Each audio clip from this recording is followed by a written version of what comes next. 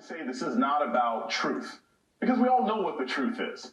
This is about a cult. This is about a white nationalist cult masquerading as a political party that wants to overthrow the government. And where we have to go from here. And Joe Biden doesn't have a lot of power right now because he's not going to be president for 2 weeks. He and Merrick Garland and the Department of Justice have to hunt these people down and hold them politically accountable from the top to the bottom. Nancy Pelosi and Chuck Schumer have to look through whatever kind of archives they can and see if they can expel members of the Senate. If there is not an aggressive response to this coup attempt, we will see these people get worse. They will get more sophisticated. They will engage in political assassinations. And again, I said this, Nicole, I've been saying this for weeks, and thank you for pointing out. I've been saying this for years and weeks. They are emboldened. Every single time, they're not held accountable. These people have to be prosecuted, they have to be thrown in jail, and you have to hit Donald Trump with so many charges that he eventually decides to leave the country because there's no historical precedent for a world leader to try to commit a coup to stay in power who doesn't continue to do the same thing even once he's out of power.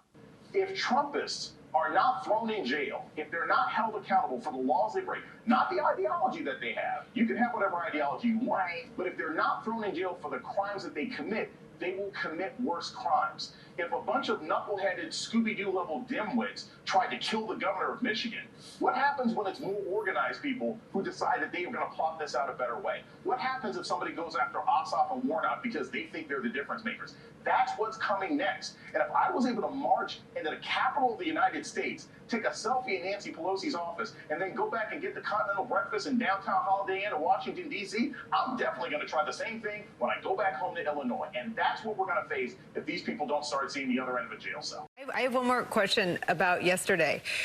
Do you believe that your Republican counterparts told the rioters where to go?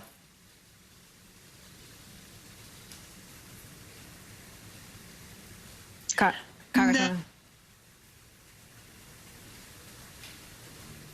The Congresswoman Brose, I asked that question because Donna Edwards had some real suspicions about their familiarity with very hard-to-get-to rooms inside the Capitol. We're going to try to get the Congresswoman's shot back up. Jason, your thoughts? Yeah, well, yeah.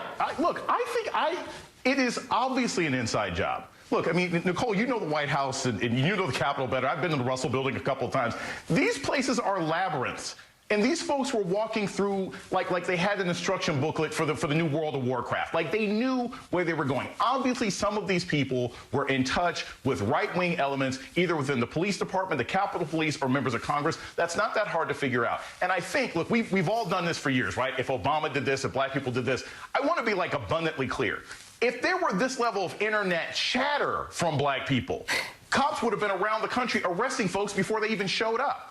So the fact that you had days and days and days and the president saying, hey, this is coming, and people weren't arrested preemptively for showing up with weapons is a problem. And I do not accept under any circumstances the police saying, hey, we were overwhelmed, there were too many protesters. They weren't protesters. They were terrorists. And you know why? Because anything that you do in D.C., it's a federal crime because it's a federal city. The moment they step over the line, you could have arrested everybody.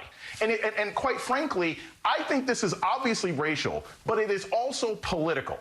Because if this was a group of majority white people, for abortion rights or LGBTQ issues or something else like that, it wouldn't look like the Kent State Massacre.